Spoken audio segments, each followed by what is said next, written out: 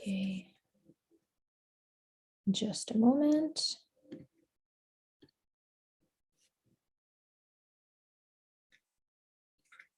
Amazing.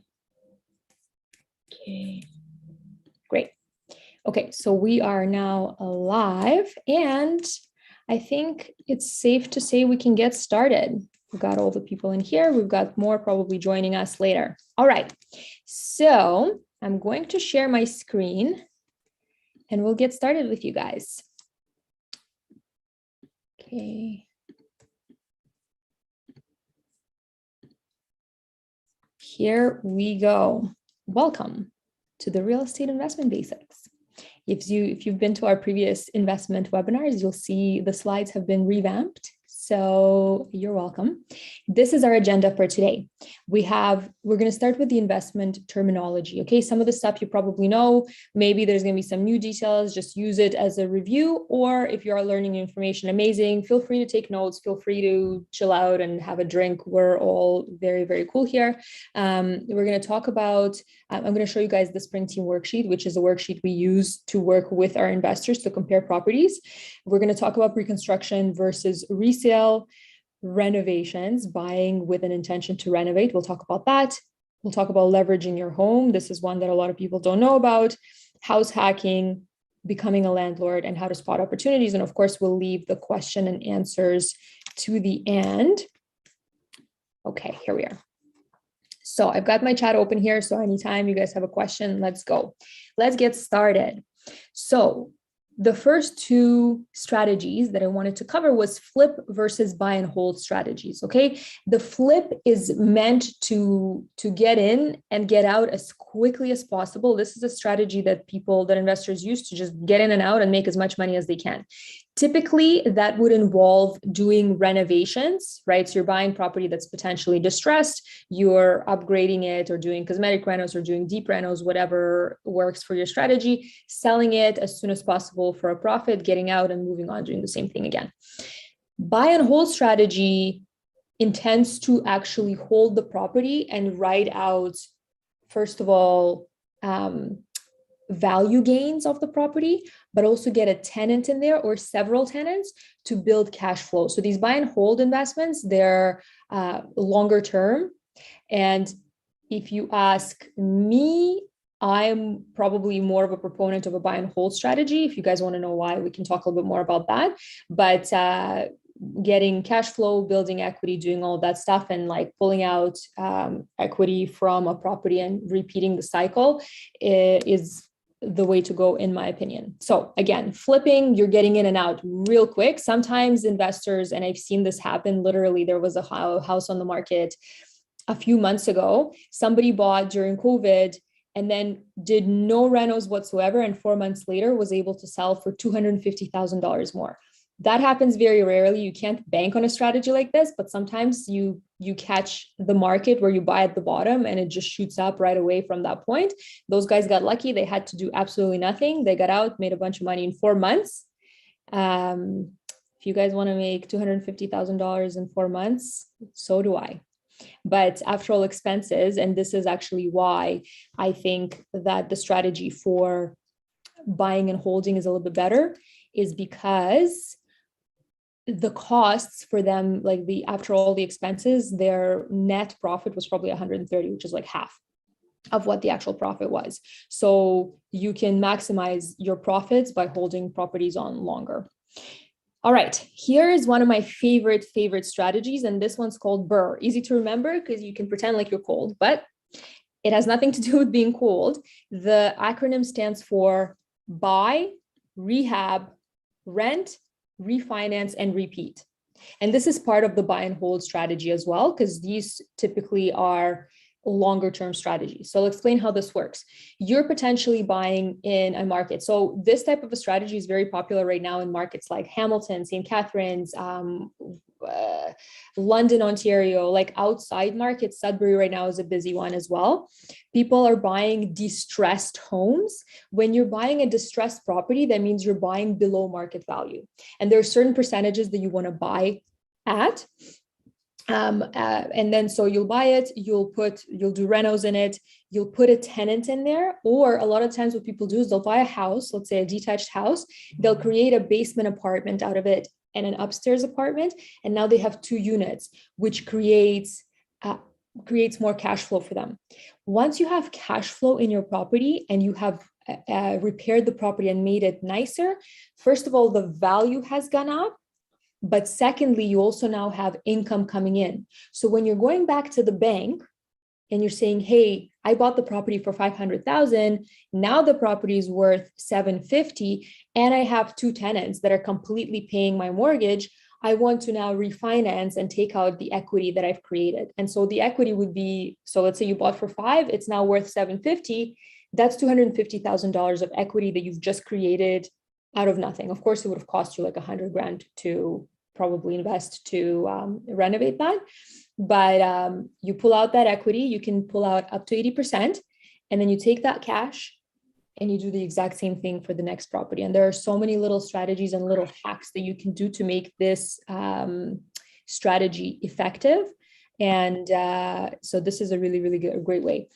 Once again, guys, real estate investing, I just want to point this out before we continue.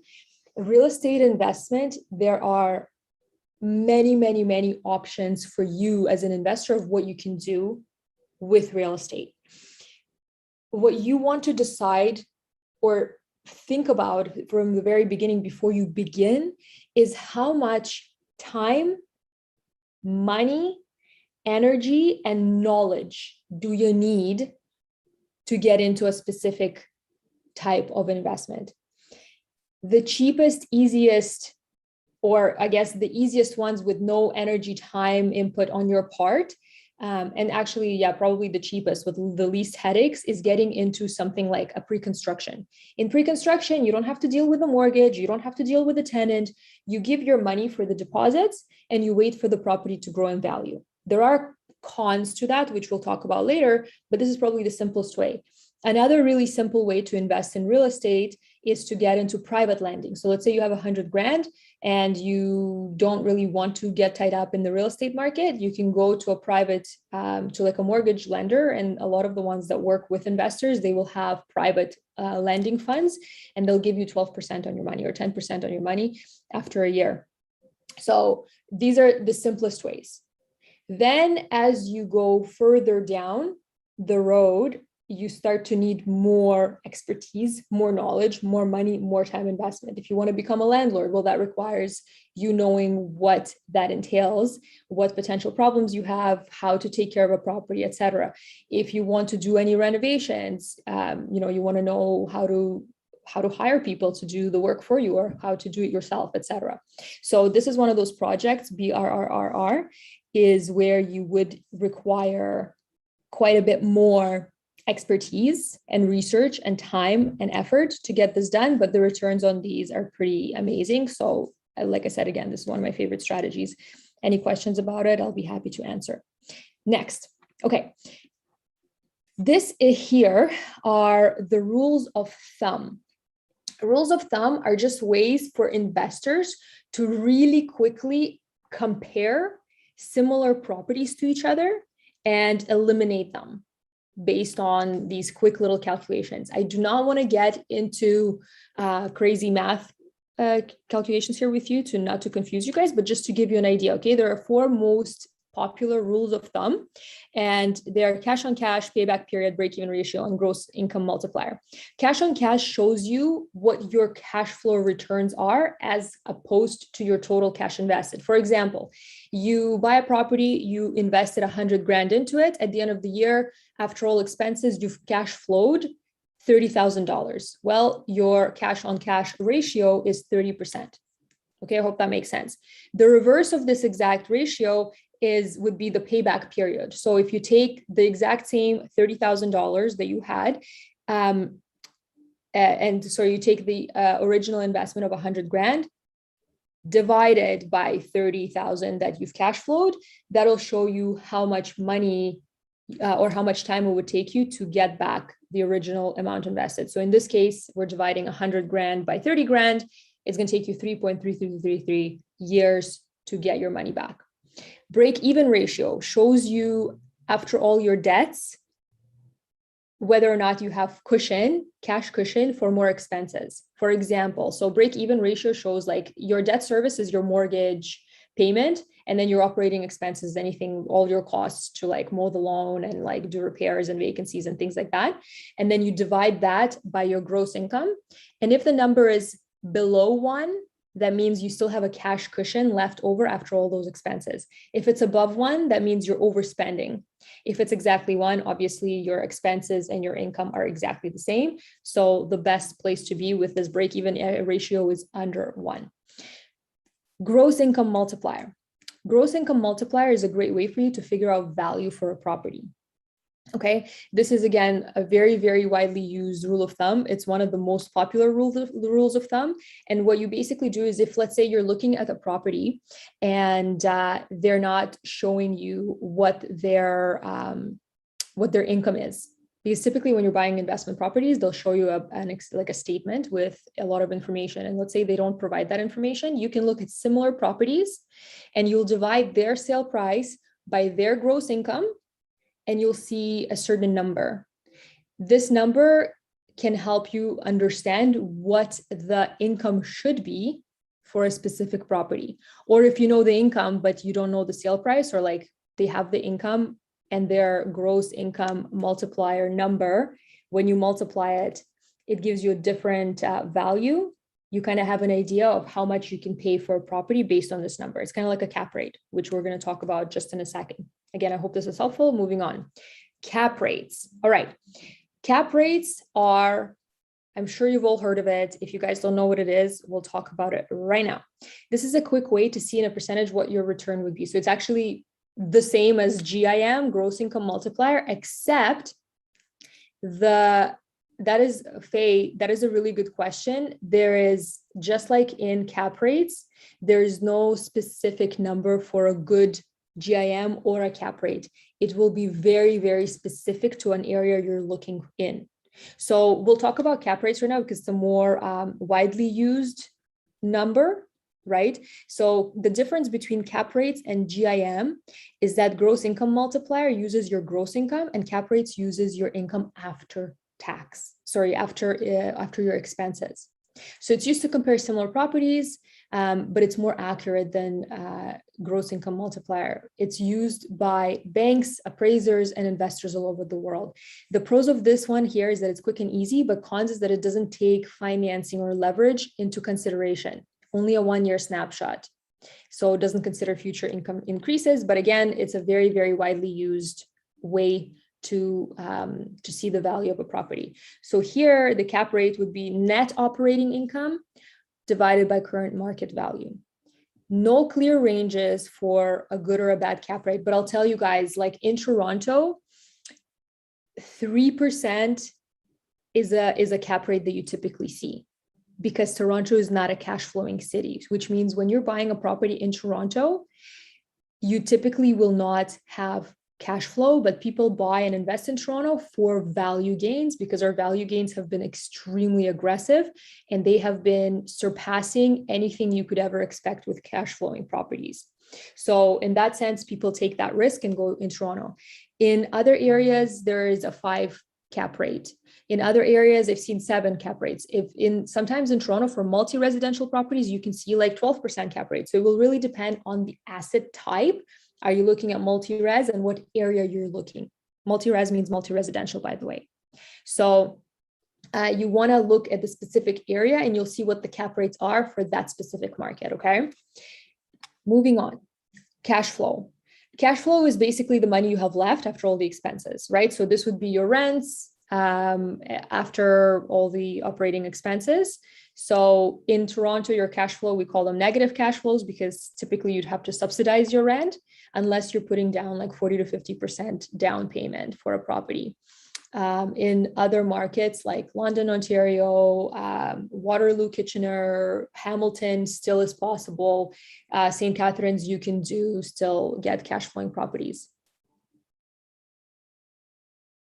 Who is stating a cap rate of an X on a future construction? Is this a builder that you're saying will put a cap rate? They typically project. There's no guarantees with any of that stuff. I've seen developers promise certain numbers to people and that didn't come through unless they have a certain provision saying that, hey, we guarantee you to get $2,400 for your rent, which will give you a certain cap rate. And if the market rents are not that, we're going to pay that to you. That has happened. Yes, in the past, yes, some developers are, they do sometimes promise these things, but like realistically, nobody can know what the rent will be. Look what happened right now during COVID. I had a client myself who had a pre-construction condo, and that condo finished its development in the heat of the pandemic. So all of a sudden, during the pandemic, when things were slower, this building finished, and all of a sudden 300 units became available at once and people were trying to rent them out. So now you have a slow market where people are not renting, and I have another 100 of the same exact unit that I'm competing against in a slow market. That brings the prices of rents down. So her expectation was $2,400 for that, for the rent. And we ended up having to go down to like 1,800. The next year, when the market picked up, she was able to get a higher price. But again, since it's still COVID, she still didn't get to the price that she wanted to. So be very, very careful with pre-construction. When you're choosing pre-construction, you have to, there's certain things that you want to really look at. And we have a webinar on pre-construction, so I highly encourage you to look at that as well, or sign up for the next one. But you want to work with a reputable developer, because reputable developers typically have a good track record of finishing things on time and not changing the projects. And you want to have the opportunity, like if you're planning to sell your pre-construction in assignment before it registers, be very, very careful with that strategy. Okay. So again, for when things are easy, they're a little bit more risky.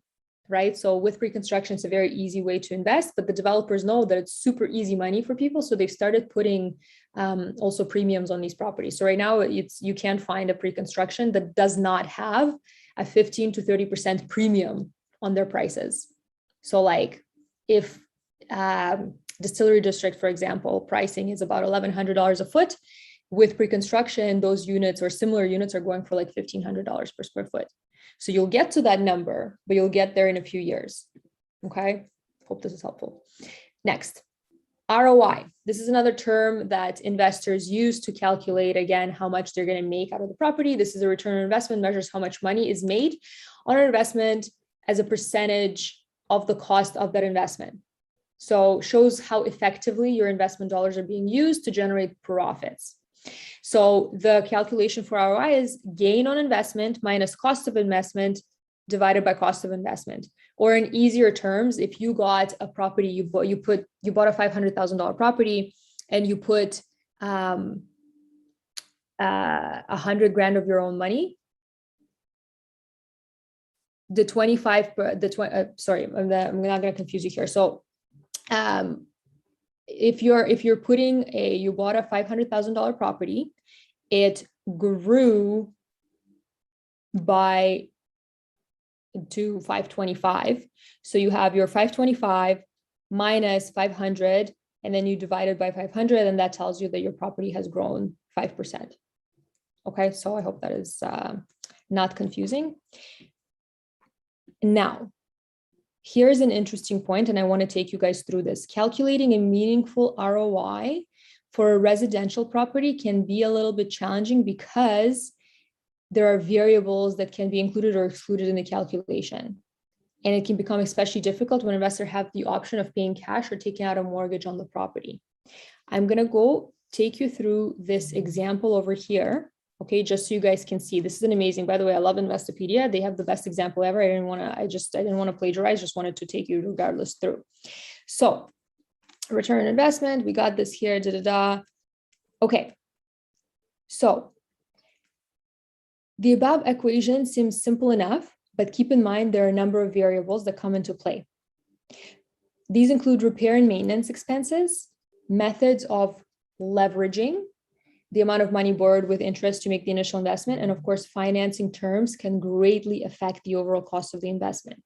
So ROI for cash transactions, if you're buying everything in cash, which obviously does not happen in the GTA, But just, it starts off very simple. So let's say you paid 100 grand for the rental property. Closing costs were 1,000, remodeling costs were 9,000, and your total investment was 110. You collected $1,000 of rent every month. So a year later, you've earned 12 grand. Your expenses, including the water bill, property tax, and insurance, were 2,400 for the year, or $200 a month. And your annual return was 9,600. So that's your 12,000 of rent minus the expenses of 2,400. Okay, so then your ROI becomes 9,600 divided by 110. So it's your annual return, 9,600. Total investment is 110, and that equals to 8.7%. Now let's look at the finance transaction and how that changes the numbers for you. So again, not to inundate you guys with math, but I find this super interesting. And if you want to get into investing, you need to understand the math and really get comfortable with it. So the down payment for a mortgage needed is 20% of the purchase price. So in the same example of 100 grand, it's $20,000. Closing costs are higher because you needed a mortgage, so $2,500 upfront. $9,000 as before for remodeling. So your total out-of-pocket expenses now are $31,500.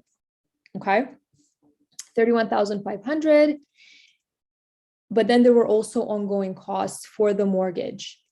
So that's when we talk about the debt servicing. Your mortgage amount, your mortgage payments is the debt service. Okay, so let's assume you took out a 30-year loan with a fixed 4% interest rate. This is like totally American numbers, so you guys don't get thrown off here. Totally different numbers in Canada. On the borrowed $80,000, the monthly principal and interest payment would be $381.93. The same $200 per month to cover the utilities, making your total monthly payment $581. Rental income still like before is $1,000, so $12,000 for the year. And the monthly cash flow would be $1,000 minus $581, $418. Okay. Now, 1 year later, you have $12,000. Your annual return is $5,000. Okay, after the expenses, that's your net. So to calculate the ROI, you'll divide the annual return by your original out-of-pocket expenses, down payment of 20, closing cost of 2,500, and remodeling of 9 to determine the ROI. So this was your cash flow after all the expenses, divided by the original investment, and you're left with 15%. Okay, so you see how leveraging your money is actually much, much better than paying cash for everything. And this is where we're going to get into it a little bit later about leveraging your home. But when people own their property, and a lot of people buy their primary residence and they wait until they pay down the entire mortgage at the end of 25 or 30 years, whatever their original investment or agreement was, they're sitting on a ton of money. Meanwhile, they could be leveraging their money and making returns and earning for their retirement. So let's go back to our presentation. Here we are. Okay, so this was ROI. Next, I'm going to take you to another link. This is the last link, I promise. No more math after this. This over here is how we compare properties. Okay, so we've created a sheet that takes, let's say you want to invest in Toronto. We find the best options in Toronto, let's say 5 properties, and then we compare in a snapshot what they look like. So there's a few things to keep in mind here. So we'll assume your mortgage interest rate is 1.5%, your amortization is 25 years. I put 30% here if we're looking at Toronto condos. Let's say you're planning to hold on to the property for the next 10 years, and let's say the annual price appreciation is 6%. Let me clarify this 6% number before you guys attack me with this. If we look back at Toronto price appreciation historically in the last 60 years and average it, it's actually like 7%. So to be conservative, I put 6% here. Again, it may or may not happen. On a long scale, this is a very reasonable number to assume. in a short term, it fluctuates. So another point here to be made is that real estate is not a short term game. Okay. So then we look at purchase price. Your mortgage amount after the 30% down payment is such and such. Here you can compare it. Your rental income on a property would be this. So we do all this research for you. And then we look at your expenses. Your mortgage payment is whatever, property taxes, condo fees, vacancy rates. If you're in Toronto, there's no vacancies, or shouldn't be if you're doing things right. And then your insurance. So then you're looking and comparing these properties. If it's in brackets, it means that you're subsidizing. So your negative cash flows. So in this case, 2 minus 240 a month, 257, 207. In this case here, you'd have $10 a month extra or plus cash flowing. Woohoo. But I actually really wanted to show you guys this because here is your net return after a 10-year hold when you're buying in an area that appreciates aggressively. Even though you're subsidizing in the short term, and by the way, eventually you end up breaking even because market rents grow, you break even, and at some point you actually even start cash flowing. When you look at your appreciation, in 10 years, you get $510,000. And if you guys think that this is crazy, I have live clients seeing these appreciations every day. We just valued a property for a condo for a client yesterday with a colleague of mine who bought downtown Toronto for $518,000 in 2015. Today, his condo is worth $1,020,000. Okay, so that's in 6 years was a $500,000 appreciation. So it's very, very doable, and it has been in the past. Nobody can see in the future, but very, very likely we're going in the same direction. So principal paid down in the last 10 years would be 160,000, and then your cash flow deficit is 28,000. So when you look at these numbers of your gains, this 28,000 or 30,000 looks very, very measly in comparison, right? So then your net return is 641,000. Then we go on down and we look at your closing costs, right? To see how much cash you actually need for the property. So these are all your closing costs. And then finally, we look at your annual rate of return, which is a complicated calculation. So don't ask me how to calculate that. And you're looking at your cap rates. Okay. Once again, remember that cap rates do not take into consideration your debt servicing. So they are accurate to an extent, right? So when you're leveraging with a property, you want to look at the ROI. But here you go. So when we take this onto ourselves, we help our clients save time by doing these sheets for them to make sure that we find within a certain area the best properties for them. All right. That is it for the math, you guys. No more. Let's move on. We've got pre-construction, everybody's favorite topic here. Let's go. I've put in a few pros and cons for each. Okay, so pre-construction. With pre-construction, typically the payment structure is 20% spread out over a period of time. They're typically 5% increments.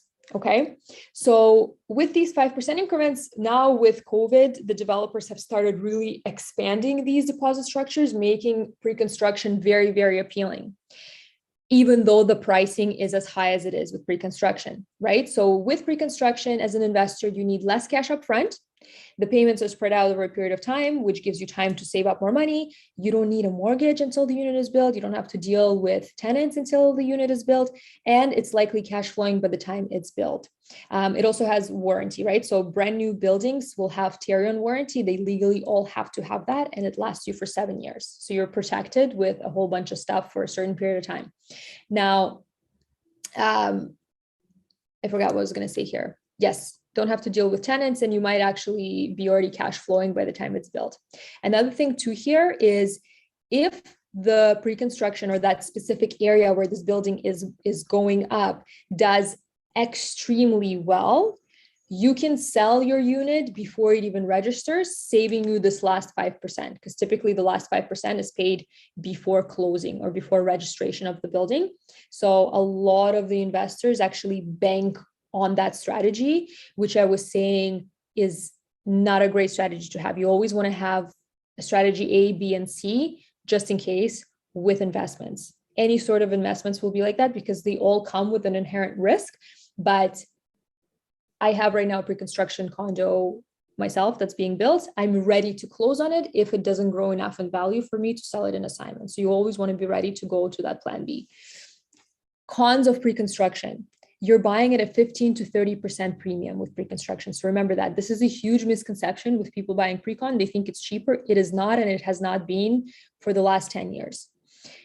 There are uncertainty with timelines. It's almost guaranteed that there's going to be delays with your closing date. I know people who've put money into pre-construction, it haven't started to build yet.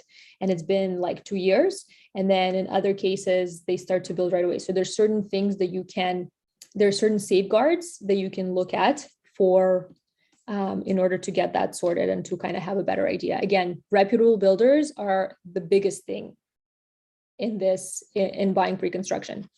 Timing of completion can be during a slow season or a down market. This is the example or a story that I was telling you about with my client whose pre-construction closed during COVID. So again, something to keep in mind that may happen. And we'll have to compete with other investors in the same building, because pre-construction, when it finishes, it's like bulk units in bulk coming to market all at the same time. You're either renting them out or people are selling them. So you're going to be inevitably competing against others unless your plan is to like move in yourself. Resale. All right. So let's look at resale now. Resale is existing condos and houses. You can start building your equity with resale right away, sooner, because you're buying at today's prices, right? So you buy today, you're starting to pay a mortgage down today. So you're paying down that principal of your mortgage, and you're also growing in value starting today. Whereas in pre-construction, you may have to wait a couple of years until the market catches up to the price you paid. It's cheaper than pre-construction. I don't know, I would need to get a mortgage into the pros. It must have been zoning out, so we'll check that off later. And the overall ROI is better typically with resale condos. So keep that in mind because of the two things that I just mentioned. You're starting to pay down a mortgage right away and you're growing in value. But with resale, okay, right here, all your down payment has to come up front, which is with investment properties, 20% right away. Okay, which is why a lot of people who currently own a property or who have their primary residence that's owned, they tend to go towards pre-construction because you have that breakdown in payment structure. If you're able to get into resale, you're likely going to make more money over the same period of time. That's all. So all down payment up front, need 20%. There's pre-existing wear and tear on existing properties. You need to be able to get financing today. So you should be able to apply and qualify for a mortgage. And you're likely subsidizing the property like we saw in our previous example when you're buying, unless you have 35 to 50% down payment if you're buying in Toronto. Other markets are very different. We can talk about other markets, but today we talk specifically about Toronto. Next, renovations. Okay. So if you're buying with an intention to flip, you're likely planning to renovate a property. Couple of things here if you're not in the industry. So if contracting is not your niche, here are the challenges. Margins are very tight because the labor is more expensive, especially now with COVID, and you don't have discounts on material. The costs of material, if you don't know, have exploded right now. If you see, like, we have a joke that when we go into condos or houses that have like wooden frames on windows or like wooden railing on the stairs, we're like, oh my God, this guy is bawling because it's so expensive to get lumber right now. It's serious. And contractors are booked way ahead. So I don't know if you guys know, another big fad that has happened during COVID was pools. Swimming pools people used to have to fill their swimming pools in order to sell their properties back in the day because people were afraid to buy properties with swimming pools. Now during COVID, people couldn't go on vacation. So properties with swimming pools have become so popular that pool contractors that dig out pools are booked up 1 year in advance. Anybody you call right now in Toronto who does pools, you can't get them in for a year. People actually sell their appointments with the pool people. So that's where we are right now with contractors and with DIY projects also, like really estimate what you realistically can and cannot do. If you're somebody who has a 9-to-5 job or like a full-time job and you're going to do this as a project on the weekends, just know that there's always things that pop up with pre-construction. Never have I ever heard of somebody doing a reno project, even developers, and there have not been unforeseen circumstances. It always happens. Flipping works really well if you're buying it in a slower market. Okay, since the properties that need work, they struggle to sell. When you're in a slow market, flipping is a great strategy. If you're in a market in Toronto, that is not a good strategy to have. Again, unless you're unless you're a developer or a contractor and you have an opportunity to get discounts on labor and discounts on material. In a strong market like Toronto, end users who are going to be living in the property, they're buying unfinished homes in order to do it yourself. And then that doesn't leave any room for margins for people who are actually buying as an investment. Flippers in Toronto have to compete against end users, and often their only gains are the value gains. So like growth in the market values. Okay, so something to keep in mind with renos. Now, another favorite topic of mine, leveraging your existing home. If you're somebody who already owns a property, you probably have a lot of equity in the property, not just from you paying down the mortgage, but also from the value increases. Again, if you're anywhere in the GTA, you've probably seen some crazy increases. And everybody I talk to that has had a property for like 10 years, they probably have like $400,000 to $500,000 of equity, in some cases significantly more. This is an amazing way to get started in investments. You can go to your bank who's currently giving you that mortgage, and you can do a refinance to pull out the equity that you need in order to do whatever project that you want. Whether you decide to do a Burr, whether you decide to buy pre-construction, or you want to buy something very simple and just rent it out, or buy a duplex or a triplex, you can pull out that equity. And as long as you qualify for the rest for your mortgage, this is such a phenomenal way to get started, because the strategy that we are taught of saving money, if you really think about it, it doesn't work. You have to do it for your first property, but let's be realistic. Okay, so let's say you bought your first property and now you're saving up for your second property. For your second property, you absolutely have to have 20% down. So if you're looking at a property that's $750,000, which is an average price in Toronto, what's 20%? I'm going to calculate it right now. 20% of a $750,000 property is $150,000. If you save, I don't know, $2,000 a year, okay, so that's $24,000, $2,000 a month, that's $24,000 a year. It will take you, oh my God, 6,000 years to save. Hold on a second, $150,000 divided by 24,000, 6 years it would take you to save to get into a $750,000 property, 6 years and a quarter. So if we take into consideration the market gains, the market value gains, in the next 6 years that it would take you to save, if you were to put away $2,000 religiously every single month, how much would that property that's $750,000 today, how much would it cost in 6 years if the market even grows by 5%? It would now be worth $950,000 or even close to $1 million. So something to really consider. Really, like HELOC, leveraging money is the best thing since sliced bread, honestly. So do talk to your mortgage broker. If you don't understand the concept, talk to me. I'll explain it better. Next, house hacking. House hacking is a term that talks about basically buying a multi-unit home, okay, and then living in one unit and renting out the others. So basically the idea behind house hacking is not having to pay for the property that you own and having renters cover everything for you. All right. So again, something to know with house hacking that makes it really cool is that when you're planning to buy a house, and let's say you cannot afford to go to $1 million on your own, if you say, okay, well, I'm actually going to buy and rent out the basement, and I'm going to rent out the second floor, and I'll live on the main floor, and that's going to give me such and such amount of income, the bank looks at this projected income and adds it towards your income, which then allows you to qualify for a higher mortgage. Did you know that?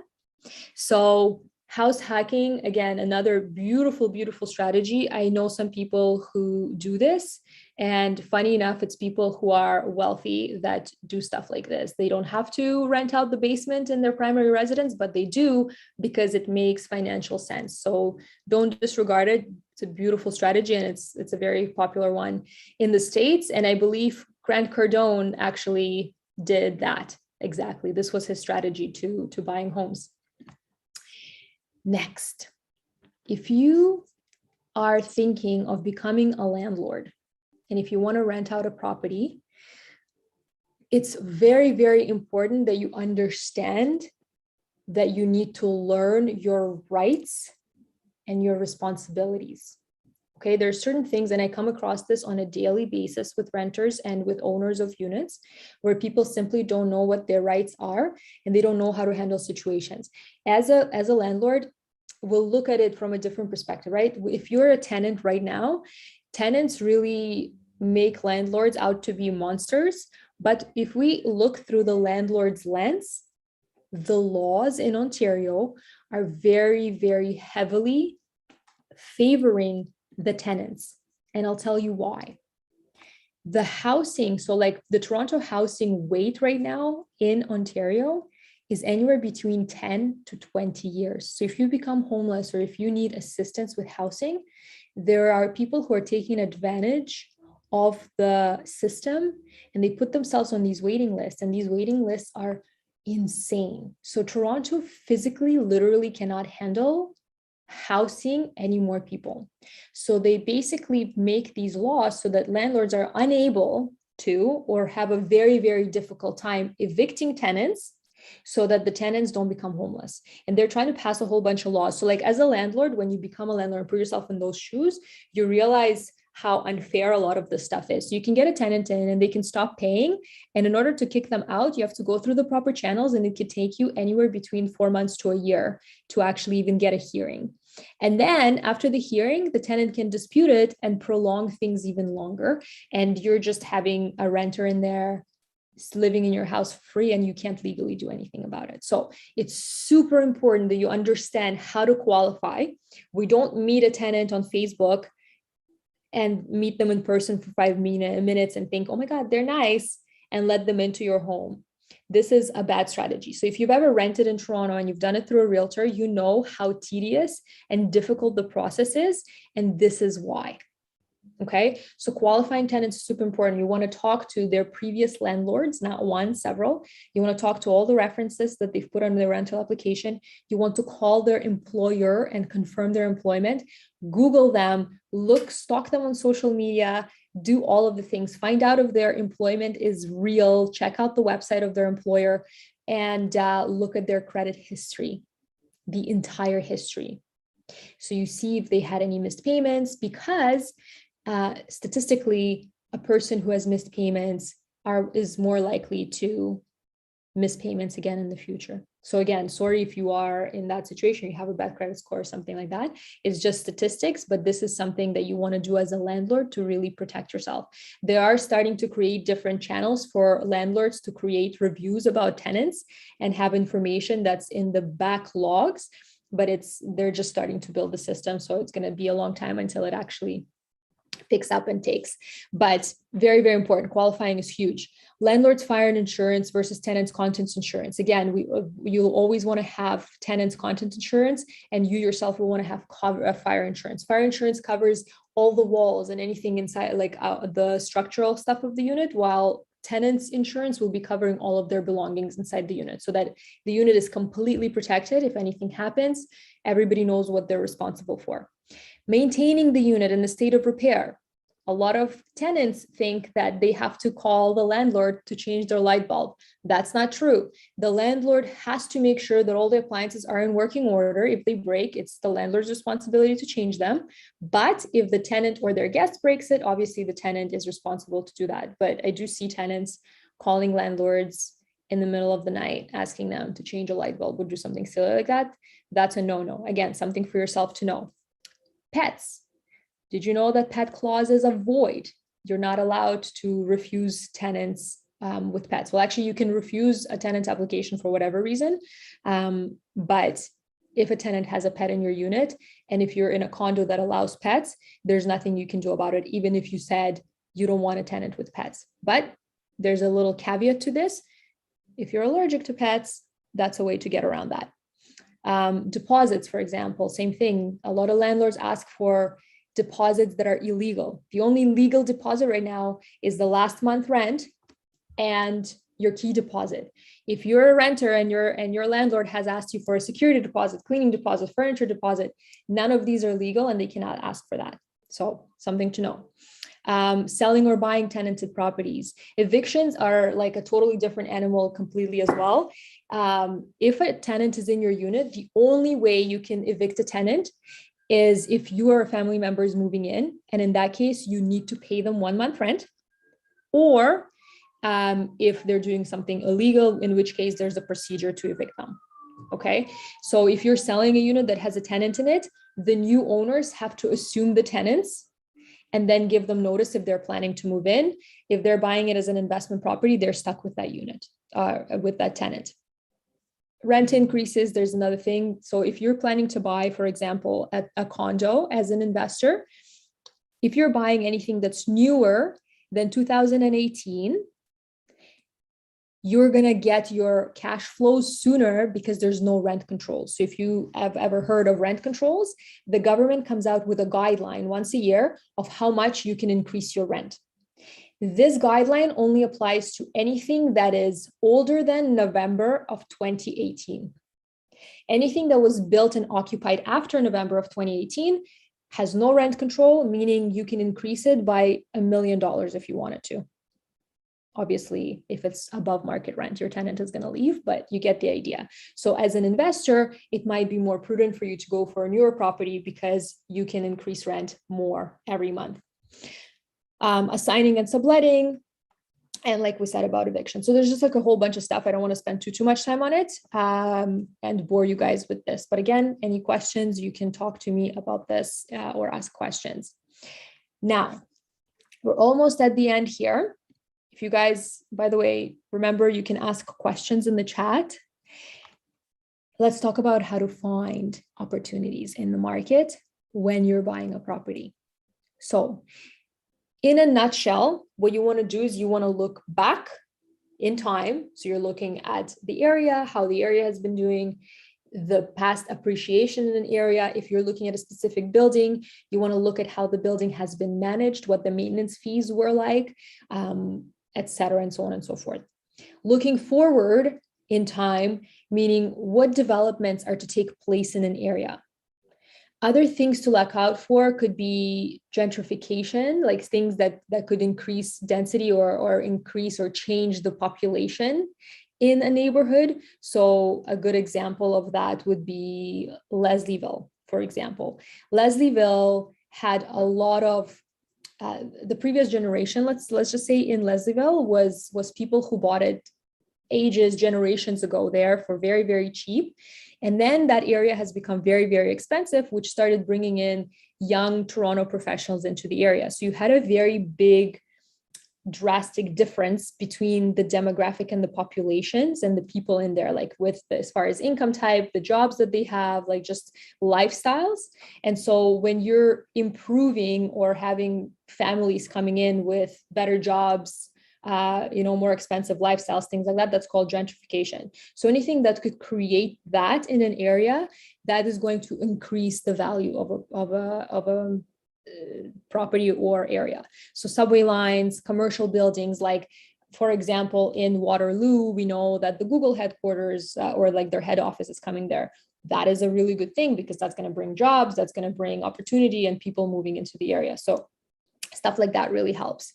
And of course, looking at the specific property specs, right? So the age of a property, the layout is super important. If you're buying condos and they're diagonal and weird and it's very difficult to put furniture in, that can be a problem. Maintenance fees, views, demographics, TTC, local amenities, groceries, entertainment, dining, all of this will determine the crowd that's going to be in there. If you're buying near a school, well, you're going to have students. If you want to avoid students as renters, because students are more likely to ruin the property, then maybe you should avoid being in an area that has students. So stuff like that to think about. And of course, snapshot comparison with formulas on the worksheets that I showed you earlier. So is house hacking still a good option if your tenants won't cover the full mortgage? Absolutely. I've been looking at this option to get into the market, but the Toronto is hard to find a cash flow positive place. Yeah, absolutely. House hacking is a phenomenal way to combine primary residence with an investment property. So I'll tell you why. If you're planning to live in a property and rent out a part of it, you're still buying it as a primary residence, which means you don't need 20% down if you don't have any other properties currently that you own. So if you're buying, like, it doesn't even have to be your first property. You could have bought and sold something and you're buying again as a primary residence, you don't need 20% unless you over $1 million in purchase price. But a renter can offset a part of your mortgage. And that is so, so huge because you're essentially paying less than rents for a property, a house or a condo that you own, and somebody else is helping you pay down the principal for that mortgage. Then yeah, absolutely. It's worth the inconvenience 110%, in my opinion. Is it not better to buy an expensive house in Bayview area and rent it as an investment property instead of buying 3 to 4 small houses and rent to those to difficult people? That, Kumar, that's a really good question. In my opinion, I would say 3 to 4 small houses because you are diversifying. So if I have $400,000 and I dump $400,000 into a property, let's say that's worth $500,000, I'm almost paid off. My mortgage is super low. I can have renters in there and everything's peachy because I'm cash flowing all of the stuff. But on the flip side of things, if my property appreciates 5%, right, on 500,000, that's $25,000. I have grown on my initial investment. I don't even know what 25 is of $400,000. But because you're not leveraging money, your returns end up being smaller. So it's always better to diversify as much as you can. But it really will depend on your specific situation. So this is a conversation to have. Mila, who does the appraisal for leveraging existing? Also, do you help people look at options? Yes, of course. So the bank will do the appraisal for you. If you're going to go to, I'm actually going through the same process exactly right now to pull out money out of a property in order to invest into a Burr. So we are going to the bank who financed the property. The bank will send an appraiser who will then determine the value. But as a realtor, like any realtor will be able to tell you an approximate value of the property that you're in. And then of course, the final say goes after the appraiser and they have their own strategies to do that. But typically it's pretty on point. So if you want to get a ballpark, you can just look at what has sold in your either area that's similar to yours or in your building if you're in a building. And yes, we definitely help people look for options. So next, spotting opportunities. We talked about all of that. What is next? Oh, we're at Q&A. All right. I'm going to stop the share. And so I can see your beautiful faces, but literally not one of you is on camera. So I'm just by myself in the square here. If anybody has questions, let me see. What are the pros and cons for buying a house versus condo? Given prices of houses, condos are easier to buy, but are not on a piece of land. Is there a difference in price appreciation between houses and condos? That is an amazing, amazing question. And guys, if you ever feel like your question is like stupid or something, don't ever think that way. Just message me in here and I'll answer it. So this is an amazing question. Overall, houses on land are always a no-brainer. So if you are in a position to buy a house, God ain't making more land. Houses continue to appreciate in value. Condos tend to depreciate in value at some point. So they'll grow in value for a period of time, but then they have a moment at which point they start to slow down and start going down.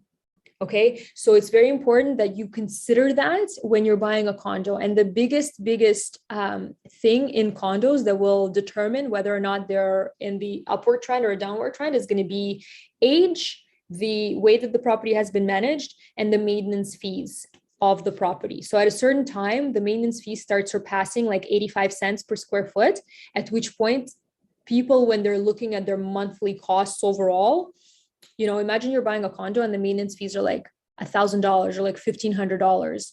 It's kind of the cost of rental right now, right? So you're thinking, oh my God, like I rather go for something newer that has lower maintenance fees, but is a little bit more expensive because now more of my money is going towards my mortgage. So I'm paying off my mortgage sooner, if that makes sense.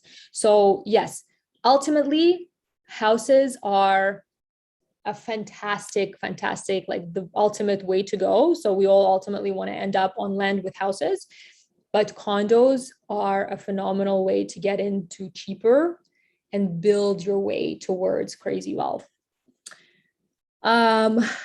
Faye's asking, Mila, does Spring just work in Ontario, or are you helping across Canada and the US? We have contacts with people who work across Ontario and the US. My specific team is working across Ontario in specific areas, but we know professionals who are really, really good, and we refer people out to in other areas that we don't work, because we don't believe in taking our clients somewhere where we don't know the area. So if you need a reco for a specific professional somewhere, anywhere in the world, we probably have some people to connect you with. So that is that. Should I start calling it a day? Any favorite areas in Toronto where there's still some opportunity? Oh, I love this question. Thank you. If you're looking at pre-construction, our favorite area right now is along Kingston Road. Kingston Road from the beaches going into Scarborough. That area is very, very, very undervalued right now. And it's getting a lot of attention from developers. And in the next 10 years, it's going to grow quite a bit. So if you guys have seen what happened in the past to Mimico, what happened in the past to like Allen and Shepherd area, those were all diamonds in the rough that exploded. And they've gone crazy. Octavia, with access to foreclosure properties. This is really also an amazing question. Did you guys know that foreclosures in the States are very different from foreclosures in Canada? Hold on a second. Foreclosure. I'm getting questions here. So foreclosures are very different in Canada and the States. In Canada, there's two ways that they call it. There is a foreclosure and another term that they do, in which case, so with a foreclosure, the bank doesn't have to, they just need to basically get what the client or the buyer is still owing them. So in the States, you'll see these foreclosures. Let's say you bought a property for 500,000, you have 100 grand left in your mortgage and you defaulted and you can't pay anymore. The bank will only post the property for like 100 grand just to get their money quickly, and they're done with it. In Canada, there is a law that says that the bank has to do everything in their power to sell it for the market value and give the difference to the person.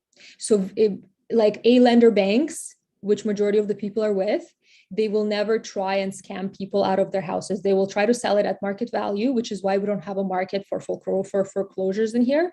They'll sell it and then they'll give you the difference of the purchase price. And when people do get served with a foreclosure, I keep forgetting the actual term for the other one. When people get served with a foreclosure where the bank is, or the lender, typically it's B and C lenders that will do that, will try to like scam you and take your property away from you. When they serve you with that notice, you need to get legal counsel and you have to make sure to dispute that. And if you dispute that, they will have to sell it at fair market value. So foreclosures are not really a thing, guys, in Canada, okay? Can you please also add me to the first-time home buyers? Yes, Lana, I need your email address. Just you can direct message me in here your email address so that I can access it later and add you to the first-time buyer session. How about builders running away with your deposits? Builders running away with your deposits, I haven't heard of that specifically. I know that happens. That happens with not reputable builders. So you guys, when you see a developer selling pre-construction for 10% cheaper than all other pre-construction projects that are going in the area, please be careful. I would never, ever recommend my clients go for somebody who's not reputable, but it's cheaper because of situations like this. Because developers, even the way that they structure so like with pre-construction, again, if you guys want to learn more about pre-construction, we have a session on this, but the developers will put it into their agreement that they can do like changes to your floor plan and all kinds of stuff, and they're protected. When the developer, let's say, goes bankrupt, which has happened with a pretty big developer here before, Urban Corp, the warranty that you have on your deposit is only up to a certain amount. It's up something like up to 60 grand. If you've paid more deposits, that money is gone. So again, something to be careful with. You have to go with the reputable developer. Very, very important. Like these are very, very rare scenarios that this happens where a builder runs away with your money, but it's only the builders who are sketchy, small time, never had any like track record or have a bad track record that would do that. So you want to work with people who have a good track record. Somebody else, I have the Anne, I think Anne HNG. I'm not sure what your name is, but yes, I can add you. Just direct message me with it. Oh, I got it. Yes, perfect. Thank you. Thank you. Thank you. Thank you. Can you send me your YouTube and webinar links? Yes, I can. Can you give any insight on multiplex purchases, current ideal area, etc.? Oh, Octavia, I love your questions. Multi-residential units, multiplex are, listen, if you can buy a multiplex anywhere in like Toronto, you're doing really well. But multiplex in general, when you're buying multi-residential properties, there's a couple of things. Once you're over 4 units, you cannot get residential financing for that anymore. You have to go commercial lending. Commercial lending has a little bit different requirements, and they'll require you to have like 25, 30% probably for a down payment, but they no longer look at your specific income. They're looking at the property's ability to pay for itself. So commercial lending is a very interesting, different beast. And when you're buying a multi-residential property, you want to look at the exact same things. Like, what is a renter looking for when they're getting a property? They want to be near transit. They want to be near grocery stores. They want to be in an area that's relatively safe. They want to be near, or somewhere accessible to their job. And they want to be in a unit that's like decent. So if you're buying something that's like on a road or close to the TTC or has like grocery stores and there's no fear of getting stabbed on the way home, then you're doing well. So, and multi-residential, you cash flow right away, even with 25% down. So it's just a very, very amazing place to be. And that is what we want to aim for when we're looking into, like, if you're somebody, in my opinion, there are 2 summits of real estate investment. One of them is like the ultimate goals is, one of them is developing property, and the other one is being an owner of multi residential buildings or multiple properties, like a landlord. If your plan is to become a landlord or a developer, the path you'll take towards that will be different. So as a multi-res or multiplex owner, that's what, I lost my train of thought. Sorry. Sending my email.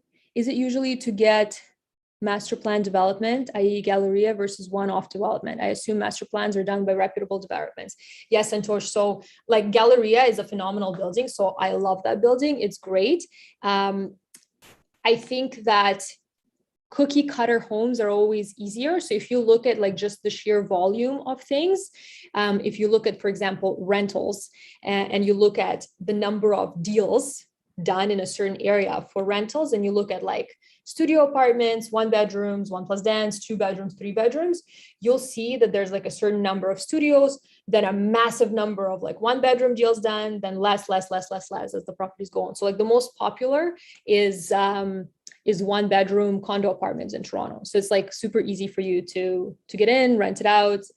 But when the COVID happened, those are the ones that ended up competing against each other the most, and 3 bedrooms ended up being the ones to do well. The one-off properties, it will really depend. If they're very boutique projects, people will rent in them regardless. So I think people do want quality product, and anything and everything can be rented out. You just have to have the right strategy behind you. Can you expand a bit more on the path that should ideally take into a multiplex? Yeah, if you are planning to own properties and be a landlord, it might be a smart idea, and be a landlord in a lot of properties, it might be a smart idea for you to start focusing on having projects where you'll have, for example, multiple units in one dwelling. It's a lot easier to, let's say, hire a property manager to manage an 8-unit building that you own with several partners than having 8 units across the city, all in different places. It's going to be more expensive for you and a little bit harder to maintain and manage. That's all I mean by that. You just basically strategize slightly differently when you decide to go one way or another. But again, when you're starting out, you're likely going to start out with like smaller projects. So potentially, if you want to be a multiplex landlord, again, depending on where you want to be, you might want to get a house somewhere in an area like that's cheaper to get it, and convert a house into a duplex or convert it into a triplex. And you have now 3 units in there. Maybe you can hire somebody to manage it, and bam. So something along those lines. How are we doing here, guys? I actually have to run to a showing and it starts in 20 minutes. So I'm going to start wrapping it up here. Thank you everybody for your time. I so appreciate you guys being here, and you guys, literally everybody who hopped on lasted the entire hour and sat here and listened. So that is the biggest compliment for me. So thank you. Octavia, yes, absolutely. Yes, Octavia, if you have my contact, I'm gonna post my contact right now in here so that I can message everybody. How do I message everyone? Everyone. So my email is right here, thespringteam.ca, mila@thespringteam.ca. My Instagram is Mila's Toronto. I'm mainly on Instagram, and then my phone number, I'm on WhatsApp all day long. So if you guys want to message me on WhatsApp, these are my contacts. Reach out and we'll talk more and hopefully give you some more insight. I really appreciate all of you guys, and I'm going to start heading out because I'm going to be late to my showing. All righty. Bye, everybody. Thank you so much. Thank you.